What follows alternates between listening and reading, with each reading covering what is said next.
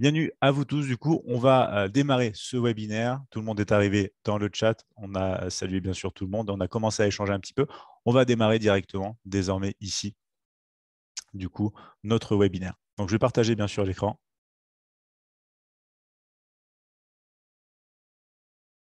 Donc, normalement, vous voyez l'écran ici affiché. Donc, on va parler des astuces du money management. On va voir déjà c'est quoi le money management, bien sûr, mais on va rentrer dans certains détails, les avantages, les inconvénients, les stratégies, etc. N'hésitez pas à me dire si vous ne voyez pas l'écran affiché. Normalement, il est affiché sous vos yeux. On va pouvoir démarrer. Donc, on va apprendre pas mal de petites choses sur le money management. Le money management qui va vous permettre de faire croître, du coup, idéalement, bien sûr, vos capitaux tout en essayant de les protéger. Donc, ça peut paraître une solution un petit peu parfaite, un petit peu magique, j'ai envie de dire. Il n'y a rien de tel. Hein. Ce n'est que des stratégies à mettre en place qui ont leurs avantages, leurs inconvénients, mais qui ont vraiment, justement, c'est qu'elle dire, un potentiel, en fait. À une stratégie de trading, on peut rajouter sa stratégie de money management et du coup, ça devient intéressant également à partir de ce moment-là, puisqu'on rajoute une stratégie qui va gérer en fait la première stratégie. Ça va donner plus de force à votre stratégie, ça vous donnera plus de contrôle par rapport à votre évolution en termes de trader et en termes de vos propres capitaux, bien sûr. Donc, c'est très important. Pour moi, la stratégie de money management doit faire partie de toutes vos stratégies en fait en trading. Et à chaque fois, vous devez associer une gestion du risque et une méthodologie justement pour mieux gérer ce risque aussi. Alors, on va continuer ici. Mais bien sûr, vous savez que ces webinaires ne sont pas possibles sans Admirals. Donc ici, petit point sur Admirals, des régulations à travers le monde, des conditions de trading intéressantes. On est live tous les matins et on le voit dans ces conditions à l'open, du coup de 8h30 pendant une petite partie, on regarde bien sûr les marchés et à 9h sur l'Open jusqu'à 10h. Donc ici, sur MT4, sur MT5, vous avez même l'édition suprême dont je vous parle aussi assez souvent. Cette édition suprême qui comporte justement le mini terminal. Vous retrouverez dans ce webinaire une petite partie associée à ce mini terminal. Alors, il y a la carte de crédit qui est arrivée chez Admirals. Il y a aussi le copy trading, depuis un moment désormais disponible également. Beaucoup de services qui se développent également. Alors, c'est quoi le programme de ce soir? On va parler money management et on va parler définition. On va parler avantages, on va parler, comme je vous le disais, inconvénients, on va parler également stratégie, astuces et on va voir quelques exemples ensemble. Alors, pour démarrer, très rapidement, bien sûr, une définition simple, pardon, pour moi, du coup, du money management, ça va être la gestion de votre capital. Une gestion qui va nécessiter certaines techniques pour justement avoir une bonne gestion du capital et pour pouvoir tenter d'augmenter bien sûr vos résultats tout en diminuant le risque. C'est-à-dire que ça va vraiment être un plus dans une stratégie pour rendre meilleur potentiellement ces résultats en termes de du coup profit, bien évidemment. On va essayer de diminuer un peu les pertes, ou en tout cas d'affiner les pertes pour amplifier quelque part les gains. C'est le but même d'une stratégie de money management bien pensée et bien appliquée. Alors, ça a des avantages, ça a des inconvénients. On va les voir directement ici ensemble. Alors, je regarde ici, juste n'hésitez pas, si vous avez des questions, du coup, durant ces slides, on va voir quelques exemples théoriques et ensuite, on passera aussi sur la plateforme ensemble. Alors, du côté avantage, qu'est-ce qu'on va avoir pour ce money management? On va avoir l'avantage que ça nous permet d'avoir une meilleure croissance, en fait, du moment que c'est bien appliqué, bien évidemment. Un meilleur contrôle également.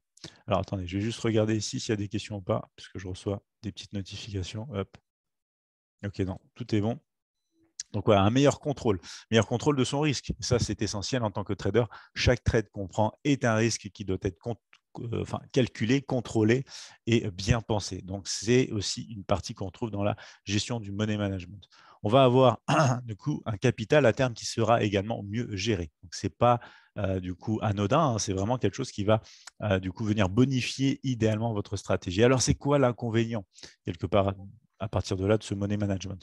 L'inconvénient sera la maîtrise du coup de la technique. Il va falloir bien penser, bien travailler cette maîtrise, puisque aussi bien la gestion du money management va être un plus dans votre stratégie si elle est bien appliquée, qu'elle pourra être un vrai désavantage si on est mal du coup calibré sur sa stratégie par rapport à une gestion de risque qui n'est pas adéquate en fait. Donc, il va falloir bien penser ça, bien faire attention. Donc, c'est pas à double tranchant, mais un peu. C'est-à-dire que si on n'arrive pas à bien appliquer, bien penser sa gestion et son money management, ça ne sera pas bénéfique, tout simplement. Et à partir de là, si ce n'est pas bénéfique, bien, c'est mauvais pour vos résultats, pour votre trading. Donc, c'est très important de faire ça. Je voulais le souligner parce qu'on peut se dire que voilà, c'est une solution parfaite.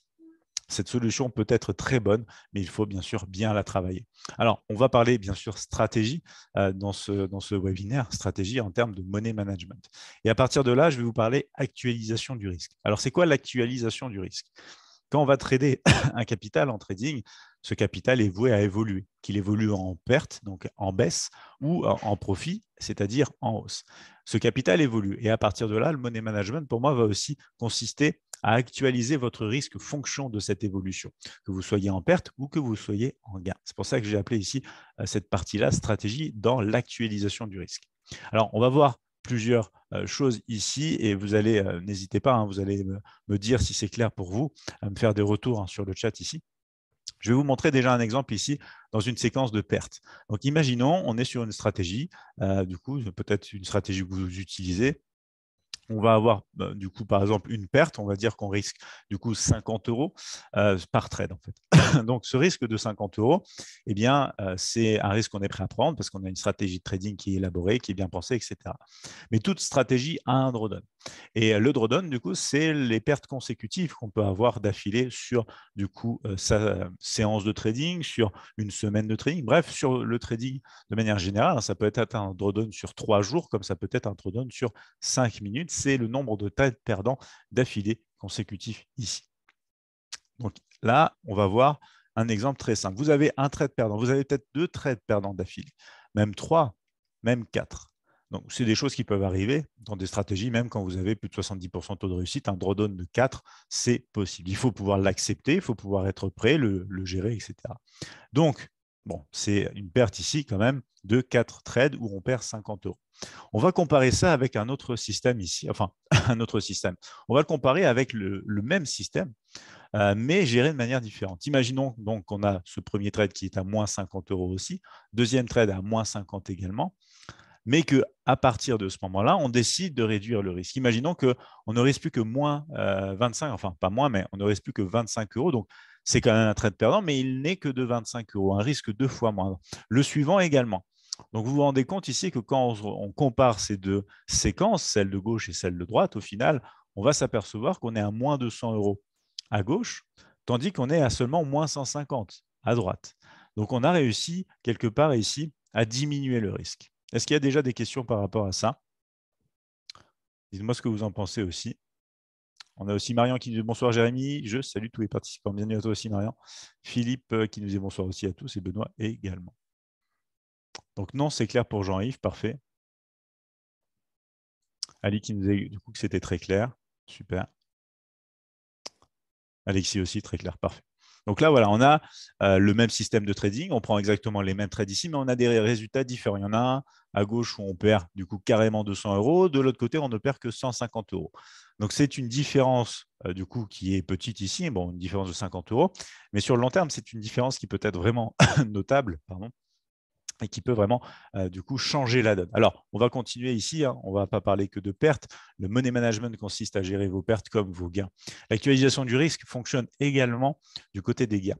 Imaginons qu'on a un trade ici gagnant. Alors, je suis parti d'un ratio de 1 pour 1, c'est-à-dire que quand vous risquez 50 € avec cette méthode-là, vous gagnez 50 € si votre TP final, on va parler que d'un seul TP pour simplifier les choses, que votre TP du coup est égal à 1 pour 1 aussi. Et à partir de ce moment-là, du coup, vous gagnez 50 € lorsque le TP est touché. Donc, à partir de là, on va continuer. On a eu un autre trade gagnant, 50 €, encore un autre, 50 € et encore un dernier à 50 €. Donc, une belle séquence ici de 4 trades gagnants d'affilée, ce qui est assez sympathique aussi en tant que trader, bien sûr, à vivre dans sa séance, dans sa semaine. Ça peut être selon les méthodes en un coup, ça peut être sur 2 jours, ça peut être sur plusieurs jours, ça, c'est pas le souci. On compare cette approche-là, donc ce côté gauche ici avec 4 trades gagnants d'affilée à 50 € avec la même stratégie, les mêmes signaux à prendre, tout pareil. Sauf qu'on va gagner au départ 50 € sur la première position, sur la deuxième. Et ensuite, à partir d'un moment ici donné, on va décider de risquer un petit peu plus sur le trade. Donc, ça va augmenter forcément avec notre ratio de 1 pour 1 le gain potentiel. Et si, du coup, on prend exactement les mêmes trades que le système ici, ou que plutôt la petite explication qu'on a ici à gauche, eh bien, ça veut dire que le prochain trade est gagnant aussi. Et il est aussi gagnant à 75 € au lieu de 50 €. Donc, vous voyez bien qu'à gauche, au final, on a 4 trades gagnants où on risquait 50 €, ce qui nous permet de faire quand même 200 €. C'est bien. Mais à droite, On a exactement la même chose. On a actualisé, en fait, augmenté à un moment donné le risque, mais de manière pensée, bien sûr. Et on a actualisé le risque et ça nous donne un résultat différent, positif aussi, mais plus important, plus 250 €. Est-ce que cette partie-là aussi est du coup claire pour tout le monde? Arnaud qui nous dit qu'avec moins de 25 €, on augmente la chance d'être touché? Non. Alors non, Arnaud, parce qu'ici, on parle uniquement du montant risqué sur le trade. On ne parle pas de raccourcir le stop.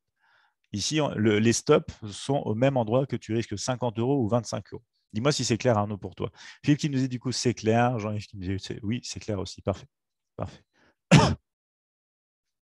Alexis qui nous disait en cas de perte, c'est beaucoup plus compliqué, je pense que tu veux dire, voilà, oui, plus compliqué de réatteindre le capital de base. Yes, alors on va en parler. On va en parler justement, Alexis. Arnaud qui nous disait, ok, du coup, alors attends, Arnaud, voilà, c'était clair pour toi aussi, hein. Le stop ne change pas en fait, c'est juste le montant qu'on associe, si tu veux, c'est ce qu'on va voir dans le mini terminal, quand tu associes une distance en nombre de points entre un point d'entrée et un stop, que tu risques par exemple 100 € ou 50 €, on ne va pas changer le niveau du stop, ça va être le nombre de lots associés à cette distance sur ton graphique qui sera différent. Stéphane qui nous disait du coup comment tu définis ton minimum ou ton maximum de trades similaires consécutifs avant de modifier ton risque. On va y venir ici Stéphane. Tu nous disais du coup ça semble très similaire au poker en ligne et bankroll management qui est défini en fonction du nombre de buy-in. Il y a énormément de similitudes avec le poker dans le trading, ouais, clairement. J'en ai parlé aussi avec mes étudiants puisqu'il y en a plusieurs qui sont aussi dans le poker et du coup c'est vrai qu'on retrouve beaucoup de choses très similaires, c'est assez intéressant. Donc voilà, un exemple simple d'actualisation du risque, du coup, aussi bien dans la baisse que dans la hausse.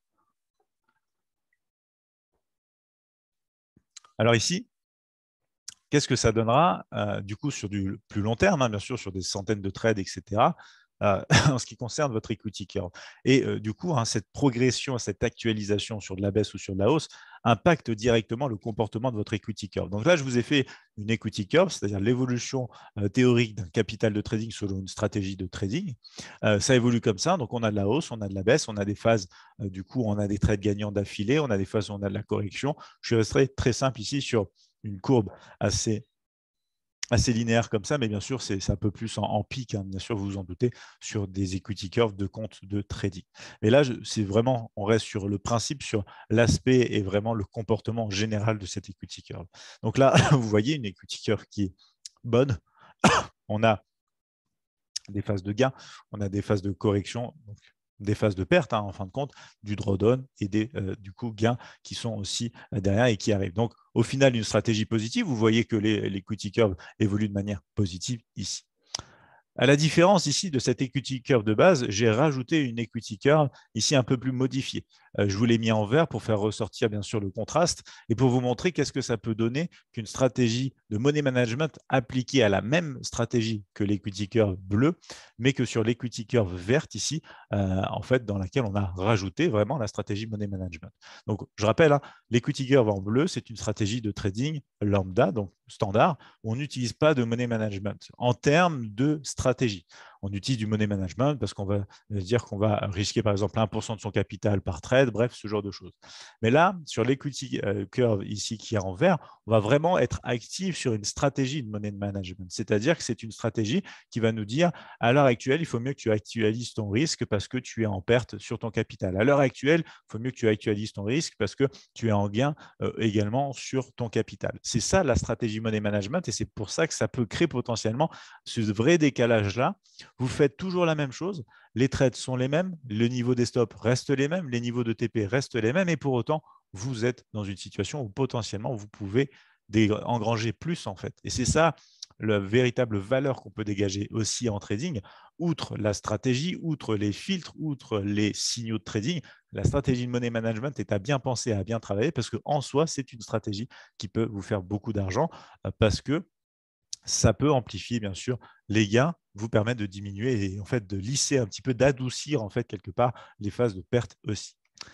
Donc, ici, on a justement une phase de perte qu'on a également, bien sûr, du côté du money management. Ensuite, une phase de hausse aussi qui sera un petit peu plus grande, un peu plus en fait importante. C'est-à-dire qu'on montera un petit peu plus vite. Elle restera de la même nature, mais on montera un petit peu plus vite dans cette phase de gain. Ici, une phase de correction aussi, parce que en fait, on n'évite pas les trades perdants. C'est juste que quand on a des trades perdants, à partir d'un moment, on commence à adoucir un petit peu aussi le comportement et pardon, adoucir le risque, hein, bien sûr, qu'on applique sur notre méthode-là. Et après, au bout d'un moment aussi, quand on a des bonnes phases de marché, bien, on peut quand même amplifier également potentiellement les résultats en suivant toujours la même méthode. Alors, ici, bien évidemment, je vous invite à penser également systématique. Plus votre stratégie de trading sera systématique, plus il sera simple pour vous de pouvoir y appliquer un money management qui amplifie vos résultats un petit peu à l'image de ce qu'on a ici. Est-ce qu'il y a des questions par rapport à ça? On a aussi Karim, Abdel Karim, excuse-moi, qui nous disait bonsoir tout le monde, bienvenue à toi aussi. Donc voilà graphiquement à quoi ça peut ressembler en fait, hein, quelque part, qu'une stratégie de money management bien pensée, bien appliquée. Un point clé à retenir aussi pour appliquer ce genre de méthodologie et pour obtenir potentiellement ce genre de résultats, vraiment penser systématique, puisque sur du trading discrétionnaire, les phases de gain, les phases de perte vont être beaucoup plus aléatoires encore qu'une stratégie systématique qui aura ces séquences en fait, qui vont se développer, qui vont se mettre en place. Donc très important ici. Alors je vois qu'il n'y a pas de questions en particulier pour le moment. N'hésitez pas à poser des questions, hein, ici. On va continuer bien sûr et en termes d'astuces. On va parler des astuces et notamment par rapport à la question de Stéphane qui nous disait comment tu définis ton minimum, ton maximum de trades consécutifs. Tu peux le définir à l'aide d'un backtest réalisé sur ta stratégie, mais il y a, il y a des, excusez-moi, il y a des approches qui vont rester très très simples, qui vont être par exemple, je vais pouvoir actualiser mon risque après 30% de croissance sur mon capital. C'est une approche ultra conservatrice, c'est une approche générale que je vous partage ici. Imaginez, vous êtes sur votre capital, vous arrivez à 30% de croissance, donc 30% de profit sur votre capital, vous pouvez actualiser. Donc si vous êtes parti d'un capital X, vous pouvez du coup ensuite actualiser vos 1% de risque du capital de tel montant à un autre capital, du coup, après croissance de 30%. Et votre 1% de risque ne sera plus aussi petit que au point de départ, il sera augmenté puisque vous allez le faire en fonction d'un capital à 30%. Donc ça, c'est une approche très, très générale. Et qu'est-ce que ça donne de l'autre côté? Parce qu'il faut bien aussi pouvoir baisser son risque dans les phases de marché qui sont moins bonnes. Donc là, par exemple, vous pouvez baisser quand vous avez 10% de baisse. Ce reste des idées générales. Je vous avoue que je ne vais pas utiliser dans ma méthode personnelle ce genre d'approche-là, mais je reste sur des généralités pour vous faire comprendre aussi le mécanisme du money management et un premier exemple très général, très conservateur aussi d'une approche comme ça. Donc quand on va faire ce genre d'approche sur le marché, on va travailler son money management, on va travailler son equity curve aussi, puisque en fin de compte, dès qu'on aura 10% de baisse sur le marché, enfin pas sur le marché, mais plutôt sur votre capital global, hein, en suivant votre stratégie, on va commencer à adoucir un petit peu le risque, c'est-à-dire à diminuer le risque. On va actualiser nos 1% sur le capital réduit, ce qui va nous empêcher également et ce qui va énormément contribuer à vous empêcher de cramer l'entière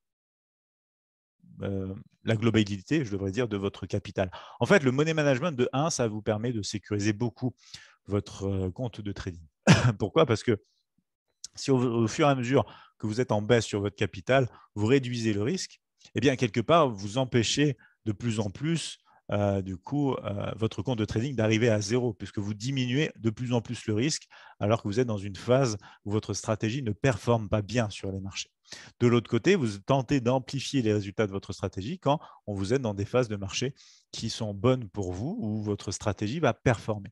Donc après, ces chiffres sont des idées, sont des points de repère. 30%, c'est très conservateur. 10%, c'est plus réactif par rapport à la baisse qu'à la hausse. Mais vous pouvez mettre par exemple 20% pour augmenter, du coup, pour actualiser ensuite votre risque quand vous êtes dans des bonnes phases. Vous pouvez jouer avec ces chiffres-là et voir ce que ça veut donner en fonction de votre propre stratégie. C'est ça qui est surtout important à retenir ici. Ce ne reste que des exemples que vous pouvez utiliser pour commencer à évoluer et à évaluer plutôt directement ce genre de comportement pardon, sur votre stratégie. Alors, on a aussi Wolivera qui nous disait « Bonsoir, bienvenue à toi. Je voudrais des conseils car j'ai beaucoup de difficultés car sur la base des mots, je gagne plusieurs trades à la suite, j'ai l'esprit tranquille dans la réalisation des opérations, mais quand je vais trader sur la base réelle, je finis par être, j'imagine, tu veux dire, très anxieux. Je quitte le trade trop tôt parce que je suis nerveux ou que je ne finis pas, que tu finis par entrer au mauvais moment et perdre plusieurs transactions d'affilée. Cela se produit plusieurs jours d'affilée et je n'ai toujours pas réussi à être rentable dans mes opérations sur la base réelle. Il y a des moments où je deviens nerveux et j'imagine que je n'y arriverai pas car je finis par perdre plus que gagner. Merci pour vos conseils. Ici, retour très intéressant, Olivera. Pourquoi? Parce que ça arrive à des tonnes et des tonnes de traders. Moi-même, ça m'est arrivé dans mes débuts. Comment résoudre ce souci-là? Il faut que tu te bases sur une approche de stratégie plus systématique. C'est quoi la différence pour toi et dans ce que tu nous dis entre ton compte démo et ton compte réel? C'est la psychologie. Tu sais que tu es sur un compte démo, tu sais que tu n'as aucun risque, donc tu prends des trades comme ça se passe bien parce que tu n'as pas de pression, parce que tu analyses le marché sans avoir peur, tu prends le trade, ça part pas, etc. Tu as des gains, tu as des pertes, mais apparemment, tu t'en sors plutôt bien en démo. Un point important, du coup, déjà à souligner, entre ton démo et ton réel, la différence, elle est psychologique. Le marché va faire la même chose. Du coup, le comportement général de ton marché va être du coup le même. Donc, ce n'est pas le marché qui change entre le démo et le réel concrètement, c'est vraiment la psychologie du trader. Ça souligne deux choses aussi. C'est-à-dire que si tu es sur du trading discrétionnaire sur ton compte démo, ta transition avec ton compte réel sera énormément plus complexe à faire puisqu'il faudra que tu aies énormément confiance dans ta stratégie pour pouvoir l'appliquer. Je parle de confiance parce que ce que tu nous dis là, ça traduit totalement le manque de confiance dans ta méthode puisque quand tu rentres dans le marché, des fois tu hésites justement à rentrer dans le marché alors que tu l'aurais fait en compte démo et tu sors même plutôt avant ta target parce que tu n'es pas sûr d'atteindre la target, dans le sens où tu as moins confiance en atteignant la target parce que tu risques des montants en euros tout simplement concrets puisque tu es sur un compte réel. Donc ça, c'est des facteurs très importants. Tout le monde y fait face. Ma réponse personnelle à ça, ça a été de me baser sur du trading systématique, de faire du backtesting. Quand tu fais un backtest et qu'ensuite tu peux passer de ton démo à ton réel, eh bien, tu as plus confiance parce que ta target, tu sais combien de fois tu l'atteins en général. Tu vois ce que je veux dire? Tu sais que ton stop loss, il est bien placé parce qu'en général, il est moins souvent atteint que ton TP. Donc, le backtest va te donner beaucoup de confiance. Le systématique va te permettre de backtester les choses et de partir sur une bonne base et de faire cette transition contre démo, contre réel. Voilà, Olivera, mon retour par rapport à ce que tu nous dis. Je suis passé par là et du coup, voilà ma réponse et voilà mes astuces pour passer au travers. J'utilise des moyennes mobiles, donc moving average, tu nous dis, pour mieux performer mes trades. Mais ma stratégie ne fonctionne toujours pas bien dans mes opérations de trading. Alors attention aux indicateurs techniques. On sort un petit peu du sujet du money management, mais je vais te répondre rapidement. Du coup, ici, très important parce que si tu veux, les indicateurs techniques sont des formules mathématiques dérivées du comportement du prix. Donc à partir de là, c'est ce qu'on dit, c'est ce qu'on appelle en anglais en français de la latence. On dit en anglais que c'est des indicateurs, des lagging en fait indicators, parce que c'est justement une représentation du comportement du marché, mais avec de la latence, puisqu'on a une formule mathématique qui a besoin d'étudier sur un certain nombre de périodes comme ta moyenne mobile, le prix du marché, le moyenné, etc. Donc après, tu as plusieurs phases dans ton trading. Tu as le système, qu'est-ce qui, du coup, fait partie de ton système. Par exemple, toi, tu es sur des moyennes mobiles et du coup, comment tu peux les utiliser au mieux. Donc, si tu veux rester sur des indicateurs techniques, pourquoi pas, mais mets le prix, le price action directement au premier plan. Moi, je ne trade uniquement que le price action. Je n'ai pas d'indicateurs qui ont la latence en fait par rapport au marché parce que je me suis spécialisé directement sur le price action directionnel sur mon système NTR. Stéphane qui nous dit, alors dis-moi du coup, Olivera, ou Olivera, pardon, si mes réponses, enfin dis-moi ce que tu en penses en tout cas. Alors, on va continuer après ces astuces-là. Stéphane qui nous dit, du coup, j'ai du mal avec cette notion de risque. Est-ce que c'est uniquement le pourcentage de ton capital mis en jeu ou c'est cette mise ajoutée au ratio de la stratégie, etc. Alors, cette actualisation du risque à la hausse ou à la baisse ne se base uniquement que sur le 1% ou le 0,5%, peu importe sur le pourcentage que tu risques par trade dans ta stratégie. Si tu veux, ça ne va pas être... peu importe en fait les trades que tu vas prendre. Là, on parle d'une stratégie money management générale qui s'applique à toute stratégie qu'on peut mettre en place, peu importe qu'on utilise des moyennes mobiles, qu'on utilise le système LTR, qu'on utilise encore d'autres choses, etc. C'est une stratégie en fait qui va venir se poser, s'additionner en fait à la stratégie de trading. Yann, tu nous disais du coup. Alors, je teste plusieurs techniques dans le but de trouver la gestion du risque la plus équilibrée dans les indices en intraday. Voici celle que j'utilise actuellement. Imaginons un profit théorique de 150 points, TP1 50 points, activation stop suiveur 50, TP2 100 points, activation stop suiveur 25 points. Quel est ton point de vue? Alors là, on est plus dans la gestion de la position que dans vraiment la stratégie de money management générale qui se pose et qui se cale sur ta stratégie en fonction de comment tu vas augmenter ton risque ou diminuer ton risque dans les phases de ton equity curve en fait. Mais par rapport à ce que tu nous dis, du coup, en termes de gestion de position, du coup, tu fais un TP1 à 50 points alors que du coup, ta target finale est 150. Tu commences un stop suiveur à 50 points. Pardon. TP 200 points, activation, stop suiveur 25 points. Alors, ce que j'aime pas trop dans cette approche-là, pour être honnête, Yann, l'idée vraiment, tu vois, d'avoir un TP1, de déclencher un stop suiveur derrière, c'est bien, direction de ton TP2 qui a aussi son objectif. C'est un petit peu ce que je fais dans ma méthode aussi. Mais l'aspect que je n'aime pas trop, c'est le fait d'avoir un stop suiveur à un nombre de points déterminé derrière. Alors, je ne sais pas si tu l'as mis juste pour être purement théorique hein, dans ton exemple, ou si c'est vraiment le genre de choses que tu appliques dans ta méthode, parce que en fin de compte, si tu as des stop suiveurs réglés sur un certain nombre de points, tu ne vas pas suivre le marché, puisque tes 50 points dans des marchés très volatiles seront peut-être un petit peu trop proches. Bon, 50 points, c'est quand même pas mal, ça dépend du marché sur lequel tu trouves, mais et dans un marché du coup très peu volatile, 50 points, ça sera juste trop grand en fait, beaucoup trop grand. Tu vois ce que je veux dire? Donc, petit poids par rapport à ça, mais sinon, l'idée du coup de déclencher un stop suiveur en fonction de ton TP1, c'est une bonne chose. C'est des exemples que je vous montre au quotidien dans les lives du coup. Bonjour CAC 40 et DAX 40. Vous voyez, je touche un TP1, je commence à bouger mon stop et ça peut commencer comme ça à évoluer dans une gestion de position. Donc voilà mon retour par rapport à vos questions là-dessus. Donc voilà, un exemple très général, une astuce très générale, une augmentation, une actualisation du risque quand on est sur du coup une performance de la méthode, de la stratégie quand on arrive à 30% par exemple, une réduction du risque pour éviter d'avoir à aller du coup peut-être trop bas sur l'equity curve de votre stratégie, de vos capitaux, avec une baisse, une actualisation quand on arrive sur une 10% de baisse, pourquoi pas. Donc ensuite, en pratique, comment on va pouvoir utiliser ça?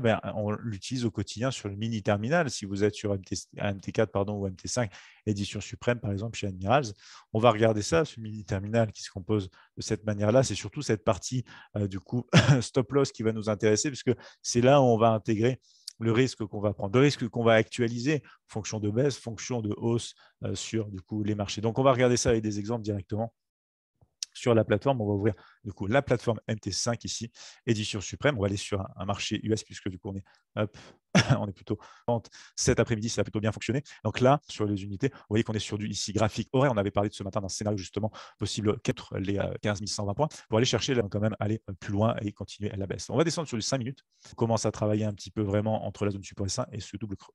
Donc particulière qui me donne un signal le marché, mais en respectant par exemple la structure précédente. Donc selon là où j'en suis dans l'évolution de mon compte de trading, je vais être dans 1% de 5 000 euros. Et du coup, à ce moment-là, je vais prendre de 5 000 euros avec du coup, alors c'est ce que je ferais bien sûr si j'étais sur un compte où je risque 1% du montant actuel. Mais si on va commencer peut-être sur de la baisse. Du coup, l'évolution de mon equity curve, c'est-à-dire de mes capitaux, de mes fonds propres sur le compte de trading, je vais actualiser et risquer sur ce trade-là, peut-être risquer un petit peu moins, mais je vais entrer avec le niveau de stop que je souhaite avoir et utiliser m'épauler pour savoir du coup combien de lots je vais pouvoir un peu moins de 50 euros, on va dire je sais pas par exemple 40 euros. Parfait. Donc ici on va avoir ce calcul dont on aura besoin pour du coup de la taille de position que je vais vouloir utiliser. Oh, c'était la touche des lots, excusez-moi. 60 points ici, je vais risquer. Voilà. Mais ici, voilà, vous avez le calcul en un instant. On va devoir utiliser les lots. Ici et le lot de 0,70. Donc voilà concrètement du coup l'être de paramétrer à l'aide d'un du coup risque par rapport à toujours placer le stop de la même manière, mais si on parle de stop fixe et que c'est vu ensemble il y a quelques semaines, mais ça va être en fait différence, c'est que vous aurez à côté une stratégie money management. En ce moment, il faut mieux que tu augmentes un petit peu, parce que ça peut être bénéfique pour l'évolution récapitulatif aussi le compte management. Dites-moi si vous avez des questions à propos de ça. Jean qui dit oui, c'est clair. Alexis qui nous dit aussi oui, très clair, parfait. Michel aussi qui nous dit c'est clair, super. 10 sur 10 pour Abdelkamir aussi. Karim, pardon, aussi. Super Ali qui nous dit nickel aussi. Donc, parfait. Donc, c'est cette idée vraiment d'utiliser le money management pour adoucir les phases de perte et amplifier les phases de gain, ça va dépendre bien sûr aussi du comportement, en fait, j'ai envie de dire, de votre stratégie. Peut-être que pour, par exemple, je prends un exemple, hein, peut-être que pour Alexis, 20% pour une actualisation quand il est dans une phase de hausse, c'est mieux en fin de compte pour sa stratégie, selon le comportement en fait de sa stratégie, de ses résultats. Peut-être que pour Michel, par exemple, ce sera tout simplement 30%. Donc c'est là où il va falloir travailler un petit peu aussi. C'est le genre de travail en fait qu'on réalise après l'élaboration de sa stratégie de trading et après la phase backtest de sa stratégie de trading. Ça vient en fait tout de suite après. C'est un petit peu comme la cerise sur le gâteau pour moi, dans le sens où quand on a travaillé sa méthode, qu'on a travaillé son backtest et qu'on a une bonne idée du comportement de sa stratégie et une bonne idée du coup des résultats que ça peut offrir, c'est-à-dire aussi le taux de réussite, ce dont on parlait tout à l'heure, hein, c'est-à-dire ce taux de réussite qui va vous donner confiance dans votre méthode puisque vous connaissez les bons côtés, les mauvais côtés de votre stratégie. Il y a toujours des avantages et des inconvénients. Et c'est avec ça qu'on va pouvoir travailler également cette décision du money management, savoir quand augmenter le risque, savoir quand diminuer le risque. Donc, c'est un petit peu la cerise sur le gâteau. Une fois qu'on a fait tout ce travail, déjà d'élaborer un plan de trading, ensuite une stratégie de trading, de backtester le tout pour s'assurer que ça fonctionne dans le temps et que c'est dynamique selon les conditions du marché. On rajoute à la fin l'élaboration d'une méthodologie money management associée à la stratégie qui va avoir du coup un impact assez important, notamment s'il est bien travaillé en fonction de la stratégie. Et ensuite, on aura véritablement bouclé la boucle, j'ai envie de dire. Vous aurez une méthodologie du coup complète. Vous aurez les tenants et les aboutissants d'un contrôle et d'une gestion du risque qui vous met dans une situation dans laquelle vous allez vraiment pouvoir attaquer de manière plus sereine votre trading parce que vous avez tout l'aspect technique avec le backtesting, avec du coup l'espérance de gain, le taux de réussite, les ratios, les drawdowns, etc. Et de l'autre côté, vous aurez un outil, le money management, qui vous permettra d'adoucir les pertes, de potentiellement amplifier aussi les gains, du coup, sur le long terme. Attention, le money management ne va pas directement agir peut-être au cours de votre séance. Vous allez voir les effets bénéfiques quand même du money management du moment qu'il est bien appliqué sur le long terme. Donc, il faut être aussi patient. Il faut savoir laisser faire le money management sur le long terme pour y voir aussi ses bénéfices. Je voulais vous le dire dans ce webinaire, puisque par nature, l'être humain est, c'est pas qu'il est pressé, mais il est impatient. L'être humain est très impatient. J'en parle dans une de mes vidéos justement récentes.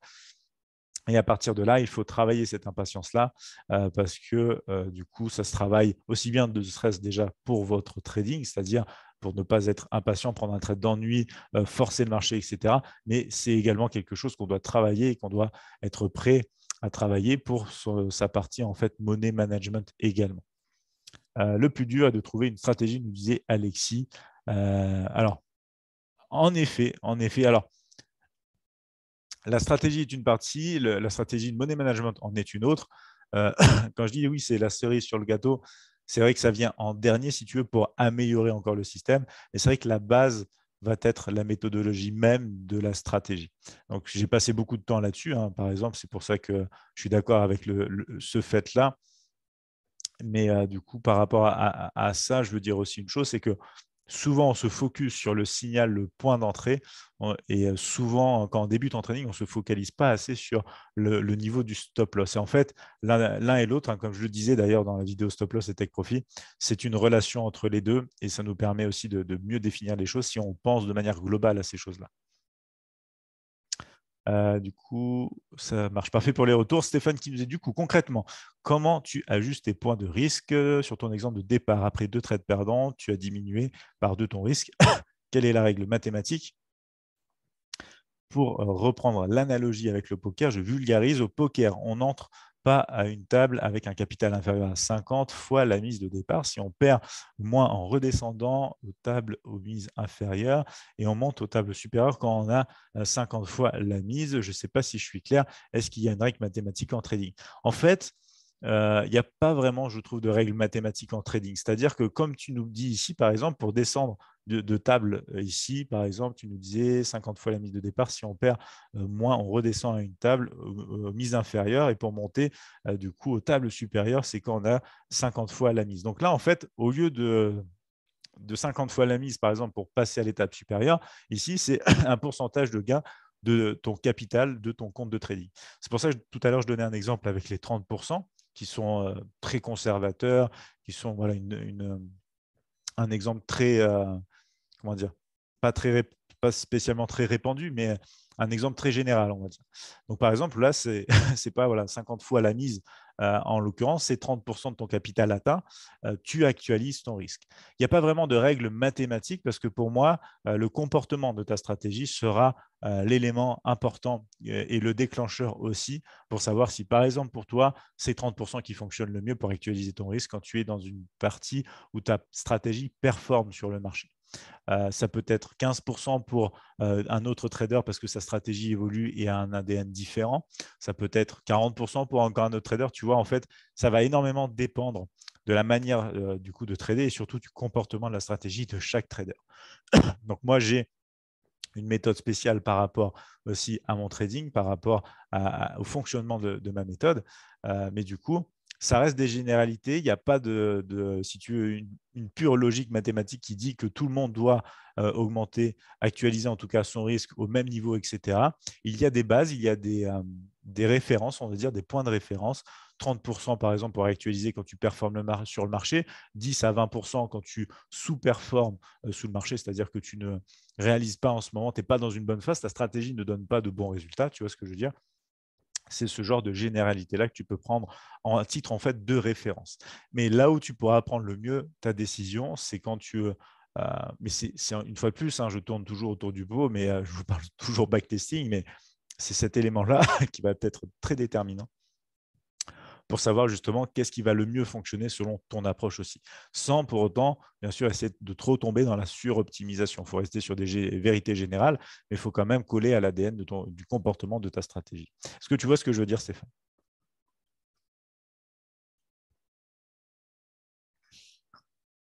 Merci, tu es top, tu comprends tout ce que je te demande et c'est très clair. Avec plaisir, hein, Stéphane, avec grand plaisir, je t'en prie. Mais très intéressant en tout cas les comparaisons avec le poker parce que c'est vrai qu'il y a beaucoup de choses très très similaires. Et du coup, c'est assez marrant de voir qu'il y a justement d'anciens joueurs de poker qui s'intéressent aussi beaucoup au trading en l'occurrence. Donc voilà, l'emploi ici de manière concrète aussi hein, du mini-terminal. Dans un autre webinaire, si vous voulez qu'on aille plus loin du mini-terminal, pareil, hein, pour des topics d'autres, les sujets qui vous plaisent. J'avais noté justement que le backtesting était un des sujets qui venaient. Donc pourquoi pas, pourquoi pas. N'hésitez pas à me faire des retours avant qu'on s'arrête ce soir. Il est déjà 9h40. Voilà, il peine un petit peu ce soir. Hop, voilà, donc là on a le Nasdaq, on a le dos, alors le dos à la baisse pour l'instant, le Nasdaq ici aussi, qui se pose beaucoup de questions autour de la zone des, ouais, ça va être la zone des 50 à peu près, 14 850 points. Donc voilà, j'ai l'impression que tout est clair pour tout le monde. Donc, mais c'est des points de réflexion à avoir. À partir de quand vous pouvez augmenter votre risque, à partir de quand vous pouvez diminuer votre risque, ça vous permettra de pallier au souci aussi de cramer un compte de trading. Hein. Souvent, en trading, quand on débute, on peut perdre tout le compte de trading très vite parce qu'il n'y a aucune gestion, aucune stratégie. Du coup, les phases de perte et de potentiellement du coup, bonifier, amplifier les phases de gain potentiels. Donc, très, très important par rapport à ça. Donc voilà, on arrive rapidement à la fin de ce webinaire. Dites-moi si vous avez des questions. On peut revenir un petit peu en arrière si vous voulez par rapport du coup à cette partie et à ce comportement général hein, qui va se baser sur des points de référence qu'on peut utiliser comme les 30%, les 10%. C'est très variable. Hein. Vous pouvez tester selon le comportement de votre stratégie, ces chiffres peuvent évoluer. Vous pouvez passer à 20%, peut-être à 50%. En fait, la logique ici qu'il y a clairement, c'est quoi? C'est que plus longtemps on attend pour actualiser le risque quand on performe le marché, plus on est conservateur. Et plus rapidement on diminue le risque aussi quand on sous-performe le marché, plus on est aussi un peu conservateur. Mais après, c'est vrai, il y a un point aussi très, très important, c'est que si vous diminuez trop rapidement du coup votre risque en phase en séquence de perte, on va dire, sur votre trading, vous reviendrez plus lentement aussi sur les gains, sur les sommets de votre equity curve. Donc, c'est pour ça que c'est un juste équilibre à trouver dans votre trading pour que ça vous soit plus bénéfique, bien évidemment, aussi bien dans la gestion du risque que dans l'amplification de vos résultats. Donc, c'est là où l'équilibre doit arriver en fonction du comportement de votre stratégie. Pourquoi? Parce qu'il y a des stratégies, si vous voulez, qui peuvent avoir des drawdowns de 15 à 20 trades perdants d'affilée. Il y en a d'autres qui en auront seulement maximum 6 trades perdants d'affilée, par exemple. Donc, la logique peut être différente ici aussi. Alexis qui nous dit, du coup, ça m'est arrivé, je suis parti pardon, de 450, du coup, je suis monté jusqu'à 900 grâce à la hausse du gold et je suis retourné à 300 ensuite.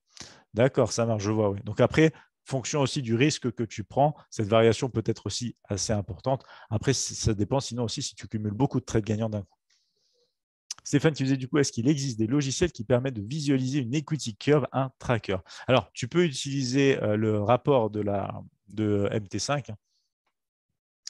Du coup, quand tu retournes sur MT5, tu peux aller ici dans du coup, hop, le terminal et tu peux aller voir ici dans l'historique. Tu peux aller afficher en fait, tes rapports, rapports en fait, sous format du coup ici Excel, Office Excel ou HTML. Et en fait, tu vas avoir un rapport détaillé du comportement de ta stratégie avec tes gains, tes taux de réussite, etc.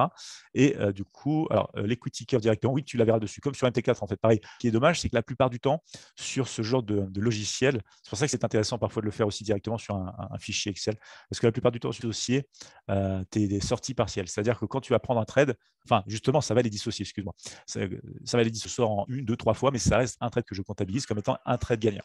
Alors que la plupart de ces logiciels vont comptabiliser directement, par exemple, un trade où tu sortiras sur 3 TP différents, ils vont le comptabiliser en fait comme trois positions différentes. Change aussi. Et du coup, le comportement de ton equity curve change également. Tu vois ce que je veux dire? Alex, c'est du coup, j'ai acheté le max de l'eau que je pouvais à chaque fois, car j'étais impatient. C'était une grosse erreur. Oui, clairement, clairement. Donc, erreur au niveau du risque, bien sûr. Ça fait partie de l'ADN de l'être humain. Je disais cet après-midi encore, beaucoup de choses sont contre-intuitives en trading. Du coup, le fait d'être patient, c'est contre-intuitif pour l'être humain. Et pour autant, le trading nécessite pour ma part de la patience. Sinon, on va droit dans le mur parce qu'on commet des erreurs aussi. De risque, du coup, par rapport à notre trading.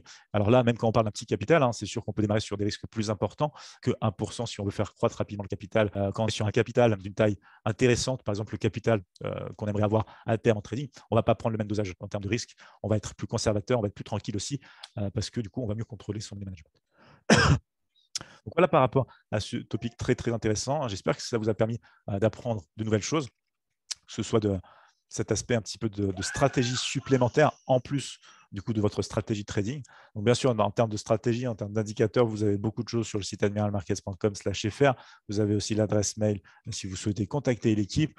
On est live tous les matins à 8h30 à 10h ensemble justement dans des séances où on parle de trading, on parle de pas mal de petites choses, de scénarios de la journée, etc. Vous pouvez aussi nous suivre bien sûr sur Facebook. Alors Stéphane qui me disait, quand on gagne, on augmente le risque pour gagner plus. Quand on perd, on augmente du coup le risque pour se refaire. Personnellement, je me tiens à mon risque de 1%. Alors attention, quand tu perds, quand tu augmentes ton risque aussi. Ça, il faut faire attention en fait à cet aspect-là également, parce que du coup, tu peux aussi aller beaucoup plus vite sur des drawdowns plus importants.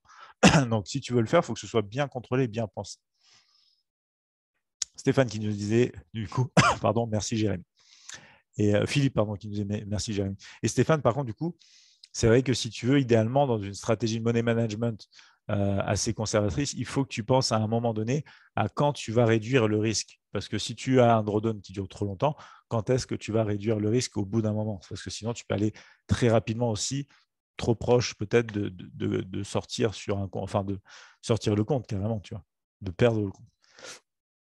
Abdel Karim qui me disait, c'est dommage pour le live du matin, je suis au boulot. Ah, ça marche. Désolé, Abdel Karim. Alors après, tu as les replays, bien sûr, je sais que c'est pas pareil, mais tu peux apprendre pas mal de choses aussi à l'aide des replays. Et si tu as des questions, tu as la partie commentaire, n'hésite pas à me poser des questions. Yann également qui nous disait merci de ta réponse. Bonne soirée, je t'en prie, Yann, avec plaisir. Freddy qui nous disait merci pour ce live, Jérémy. Avec grand plaisir, Freddy, tu nous disais ça fait du bien de revoir les bases et surtout, j'ai bien aimé ton astuce 30%, 10% au top comme d'hab. Merci beaucoup, Freddy. Ça fait très, très plaisir. À quelle heure le live? Le matin, nous disait Arnaud, de 8h30 à 10h du lundi au vendredi. Après, on a des séances de temps en temps en plus, comme le NFP. Alors, la semaine dernière, c'était exceptionnel, on n'a pas pu le faire, mais en général, on fait le premier vendredi de chaque mois. On a aussi donc ces webinaires tous les mardis. On a un webinaire spécial aussi pour les clients sur contrat chez Admiraz, du swing trading live, du coup dans lequel on prépare en fait sur plein d'actifs les tendances, les contextes du mois prochain, puisqu'on le fait en fin de mois à chaque fois pour vous préparer à votre swing trading sur le mois qui vient. Oui, bien sûr, c'est parfait, nous disait Abdel Karim. Merci beaucoup, ça fait plaisir. Pardon, Stéphane qui nous disait aussi merci, c'est super, parfait Stéphane. Arnaud qui disait est-ce que tu pourrais poster le lien du live s'il te plaît? Alors, le live Admiral, tu veux dire, attends, je vais aller chercher ça rapidement. Hop. Donc, c'est le live ici. Hein. C'est la chaîne YouTube. Hop.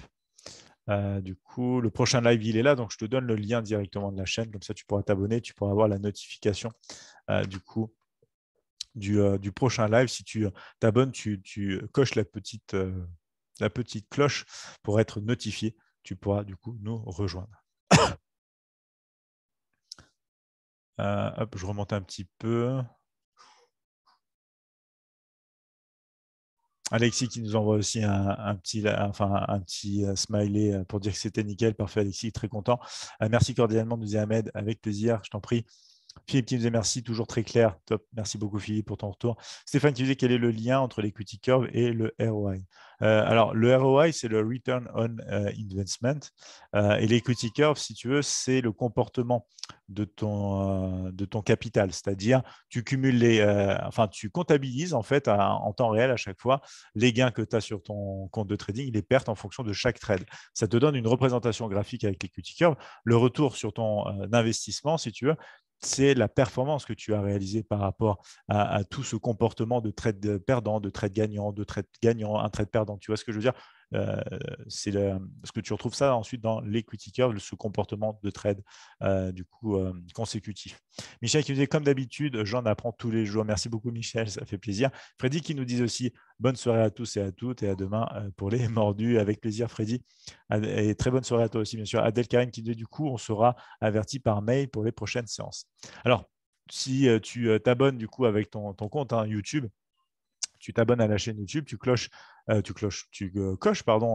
sur la petite cloche, tu auras une notification sur ton téléphone, par exemple, pour les prochains lives. Mais c'est simple, c'est sur le lien que je t'ai envoyé. Tous les jours de 8h30 à 10h, tu as ici le upcoming live stream et tu vas avoir le live, en fin de compte, qui se lance quand tu cliques dessus à la bonne heure, puisque ça démarre à 8h30, bien sûr, tous les jours de la semaine. Voilà, on a aussi Ovidiu qui nous dit merci Jérémy pour toutes tes explications. Bonne nuit du coup à tous et bonne continuation dans le trading. Merci, avec grand plaisir à toi aussi. Très bonne soirée. Philippe qui nous dit aussi bonne soirée à demain. À toi aussi, Jean-Yves également. Merci beaucoup pour le like. Michel qui nous dit c'est hors sujet, mais j'essaie de régler mes stops avec l'ATR. Mais je me mélange entre la valeur de l'ATR et les points.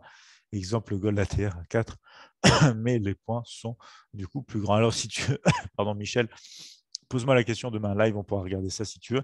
Franklin qui nous dit merci Jérémy, bonsoir, avec plaisir. Franklin, bonne soirée à toi aussi. Une gousse d'ail hachée mélangée avec du miel, du citron, une cuillère du coup à jeun le matin et le soir avant de se coucher, et le tour est joué en moins de 3 jours. Parfait. J'avoue que je vais passer demain au magasin pour racheter un petit peu de choses parce que c'est vrai que je n'ai déjà plus rien. Mais je note aussi. Merci beaucoup Franklin pour ton astuce. Stéphane qui vous dit merci beaucoup. J'adore ces webinaires. Tu es dispo pour tous. Bonne soirée. Toujours Stéphane, toujours. Très bonne soirée à toi aussi. Très content que ça te plaise ces webinaires justement. Demain matin, nous disait Arnaud aussi. Bonne soirée Jérémy et à tous, nous disait Jean-Yves. À toi aussi. Du coup Arnaud, bien sûr, Jean-Yves. Merci à vous tous. Très intéressant que tu nous aies Ali. Très content que ça vous ait plu aussi. On va s'arrêter là du coup pour ce soir. Michel, tu dis OK, pense à mes huiles essentielles. Oui, je les ai justement. Je vais m'en servir aussi. Merci beaucoup, vraiment, c'est sympa. Et Wally Vera qui nous dit merci pour vos informations et vos conseils. Avec plaisir. Avec plaisir. Donc voilà, très très bonne soirée à tous. On se retrouve demain matin à 8h30, 10h comme d'habitude.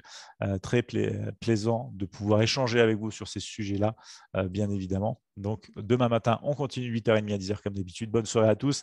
Un grand merci, Jérémy, nous disait Abdel Karim aussi, en nous souhaitant bonne soirée avec plaisir. Très bonne soirée à toi aussi. Très bonne soirée à tous. À demain matin pour un nouveau live. Un grand merci. Bonne nuit, nous disait Michel. Merci à toi aussi, Michel. Merci à vous tous. Très bonne soirée et à demain.